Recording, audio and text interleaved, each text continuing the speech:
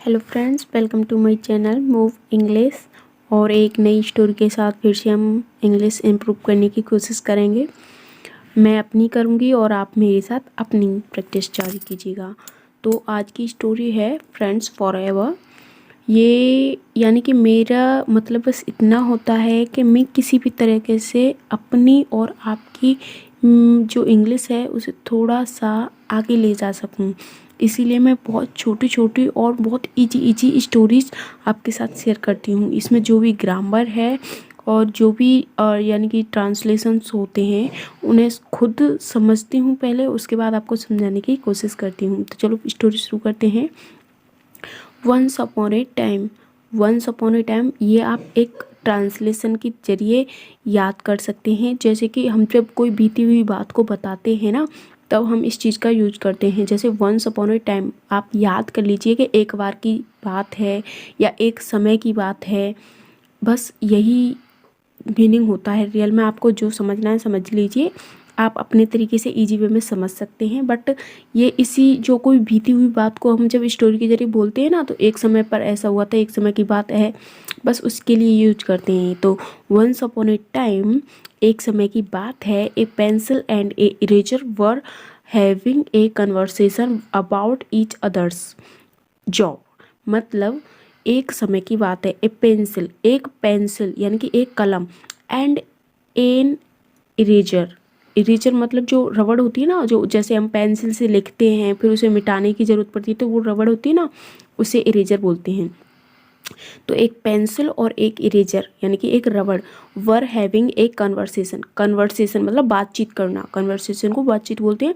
तो वो बातचीत कर रहे थे। यहाँ पर आप देख सकते हो कि ये जो हमारा ट्रांसलेशन है वो है प्रेजेंट कंटिन्यूअस का। मतलब जैसे यहाँ पे कन्वर्सेशन लिखा है ना, अगर हम चाहते तो यहाँ पे आईएनजी कन्वर्सेसिंग कर सकते थे, आईएनजी लगा सकते थे इसमें।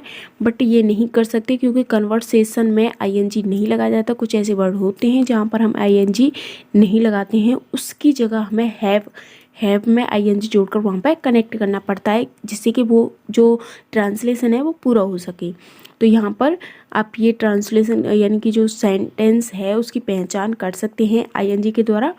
और फिर जैसे कि कन्वर्सेशन अबाउट ईच अदर, एक पेंसिल और एक रबड़ बातें कर रहे थे या बातचीत कर रहे थे अबाउट ईच अदर, एक दूसरे के अबाउट ईच अदर्स जॉब, मतलब एक दूसरे के जॉब नौकरी के बारे में।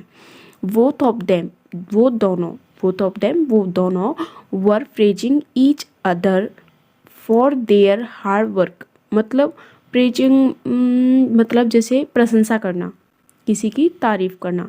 तो वो दोनों वर प्रेजिंग प्रशंसा कर रहे थे ईच अदर एक दूसरे की फॉर देयर हार्ड वर्क। मतलब अपने जो एक दूसरे के जो कठिन परिश्रम वो करते हैं ना, उसकी प्रशंसा कर रहे थे, अपनी बातचीत कर रहे थे कि प्रशंसा के दौरान। फिर आगे बोथ ऑफ देम वो दोनों, नी जैसे नो होता है ना, नो माने जानना होता है, वहाँ यहाँ पे नी है। तो नी that they are nothing without each other. मतलब वो दोनों जानते थे, बोथ ऑफ देम वो दोनों जानते थे दैट के दे आर नथिंग वो कुछ नहीं है, विदाउट ईच अदर एक दूसरे के बिना वो कुछ भी नहीं है। ये चीज़ है वो जानते थे कि वो एक दूसरे के बिना कुछ भी नहीं है। सून जल्दी ही या जल्दी से pencil started to draw a straight line. मतलब पेंसिल ने शुरू किया, स्टार्ट किया टू ड्रॉ करना, ड्राइंग करना जैसे बोलते हैं ना, कुछ भी करना शुरू किया। ए स्ट्रेट लाइन, स्ट्रेट का मतलब होता है सीधा, सीधी लाइन खींचना उसने शुरू किया। किसने किया? पेंसिल ने। The eraser was looking at the pencil. The eraser जो रबड़ थी वो उसे देख रही थी, लुकिंग देख रही थी, एट द पेंसिल पेंसिल को देख रही थी, रबड़ पेंसिल को देख रही थी। All of sudden, all of sudden का मतलब होता है अचानक से या फिर एकदम से। जैसे सडनली यूज करते हैं ना, बस वही है, बट बोलने का तरीका अलग है। जैसे all of sudden the pencil lost its balance and straight line create by the pencil was rest. मतलब द पेंसिल, जो पहले पेंसिल थी, कलम थी, लॉस्ट मतलब लॉस, जो उसने खो दिया, लॉस का मतलब एक तरफ से खो दिया। इट्स बैलेंस, अपना बैलेंस, यानी कि बैलेंस का मतलब जो बोलते हैं ना वो, अरे आप बैलेंस समझते ही होगे, बस इतना ही समझ लिए। उसने अपना बैलेंस खो दिया। एंड स्ट्रेट लाइन, जो सीधी लाइन थी, क्रिएट बाई मतलब जो खींची जा रही थी सीधी line, by the pencil, pencil के द्वारा जो सीधी लाइन खींची जा रही थी, वाज रेज्ड मतलब वो खराब हो गई, तो वो सीधी लाइन खराब हो गई। नाउ अब the pencil got very sad, pencil जो थी, उस गॉट का मतलब आप जानते हो पाना होता है, तो जो पेंसिल थी उसे दुख हुआ, यानी कि उसने पा लिया, दुख महसूस किया उसने। वेरी सैड, बहुत दुखी हुई। बिकॉज का मतलब होता है क्योंकि, कारण जानती है, कारण के लिए यूज करते हैं, वैसे यहाँ पर है बिकॉज, क्योंकि सी नो वो जानती थी, सी नो वो जानती थी, that the eraser would have to suffer, मतलब उसे सफ़र का मतलब होता है भुगतना या फिर भुगतान करना, तो मतलब वो जानती थी कि इरेजर को अब भुगतना पड़ेगा। किसके कारण भुगतना पड़ेगा? बिकॉज ऑफ हर, उसकी मिस्टेक के, बिकॉज ऑफ हर मिस्टेक मतलब उसकी जो गलती थी उसके कारण अब रबड़ को भुगतना पड़ेगा। The pencil said to eraser, तो पेंसिल ने जो रबड़ थी उससे कहा, इरेजर से बोला, कहा, आई एम सो सॉरी, मुझे माफ़ कर दो या मुझे क्षमा कर दो। The eraser did not know what pencil was talking about, यानी कि जो द इरेजर मतलब जो रबड़ थी, डिड नॉट नो वो नहीं जानती थी, what pencil was talking about, यानी कि जो पेंसिल थी वो किसके बारे में बात कर रही थी। पेंसिल वाज टॉकिंग, टॉकिंग मतलब टॉक मतलब बात करना होता है ना, तो वो नहीं जानती थी कि वो जो पेंसिल थी वो किसके बारे में बात कर रही थी। इसीलिए इट्स आस्क मतलब उसने पूछा, for what my dear friends, for what मतलब किसके लिए, या क्यों, किस चीज़ के लिए, माई डियर फ्रेंड तुम ये सब बोल रही हो, मेरे प्यारे दोस्त या मेरे प्यारे भाई, तुम किसके लिए ये सब बोल रहे हो, किस चीज़ के लिए माफ़ी मांग रहे हो। ये रबड़ ने पेंसिल से पूछा। आई एम सॉरी, मुझे माफ़ कर दो या मैं माफ़ी चाहती हूँ। यू गेट हर्ट, तुम, गेट का मतलब पाना होता है, मैंने पहले भी बताया आपको। यू गेट हर्ट मतलब तुम्हें चोट लगेगी या तुम चोट पाओगे। बिकॉज ऑफ मी, बिकॉज मतलब कारण, ऑफ मी मेरे कारण तुम चोट पाओगे या दुख पाओगे। वेन एवर जब भी या जब कभी भी, वेन एवर का मतलब होता है जब कभी भी या जब भी। I make a mistake, I make मतलब मैं बनाती हूँ, या मेक का मतलब बनाना होता है, लेकिन इसे इंग्लिश में होता क्या है कि हम एक वर्ड के कई सारे मतलब निकाल सकते हैं, अपने सेंटेंस के अकॉर्डिंग हमें चलना पड़ता है, लेकिन हिंदी में ऐसा नहीं होता है, जो चीज़ होती है उसे हम मान लेते हैं। लेकिन यहाँ पर बस यही चीज़ है कि हमें किस समय किस वर्ड का क्या मीन निकालना है, ये हमें खुद सेंटेंस के अकॉर्डिंग चलना पड़ता है। मतलब आई मेक अ मिस्टेक, जब भी मैं गलती करती हूँ, जब कभी भी मैं गलती करती हूँ। You are always there to erase it, मतलब यू आर ऑलवेज तुम हमेशा, देयर टू तुम हमेशा होते हो, देयर टू इरेज इट मतलब उसे मिटाने के लिए, साफ करने के लिए। इरेज का मतलब होता है मिटाना, उसे मिटाने के लिए तुम हमेशा होते हो। बट एज यू लेकिन तुम, मेक माई मिस्टेक विनिस, जब तुम जो मेरी गलती होती हो, मेरी जो गलती होती है, मिस्टेक होती है, उसे बैनिश करते हो। बैनिश का मतलब होता है मिटा देना या फिर गायब कर देना। जब तुम मेरी गलती को वहाँ मिटाते हो या गायब करते हो, you loss a part of your self, मतलब यू लॉस तुम खो देते हो, अ पार्ट एक हिस्सा, एक पार्ट ऑफ योर सेल्फ मतलब खुद का एक हिस्सा या आप खो देते हो।